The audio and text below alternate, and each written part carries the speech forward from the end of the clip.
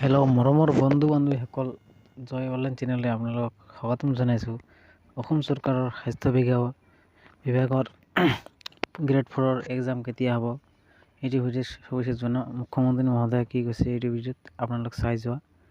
আজিৰ ভিডিঅ' আৰম্ভ কৰোঁ। হ'ব পৰীক্ষাটি লাহে লাহে হৈ থাকিব। বহুত একেলগে ইমান পৰীক্ষা পাতাৰ চৰকাৰৰ প্ৰশাসনিক সুবিধাও নাই আৰু বহুত পৰীক্ষা একেলগে হৈ থাকিলে নতুন নিবনুৱাবিলাকেও সুযোগ পাব লাগিব, পঢ়াৰো সুযোগ পাব লাগিব।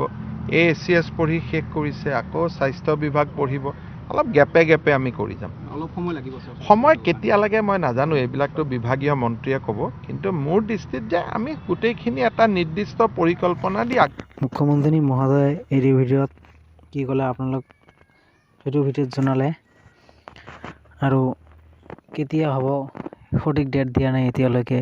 গ্ৰেড 4 এক্সাম আৰু 3rd গ্ৰেডত যিটো বাকী আছে সেইটো কেতিয়া দিব সঠিক ডেট এতিয়াও কোৱা নাই। দিব আৰু কেইদিনমানৰ ভিতৰতে দিব, চান্স আছে বহুত।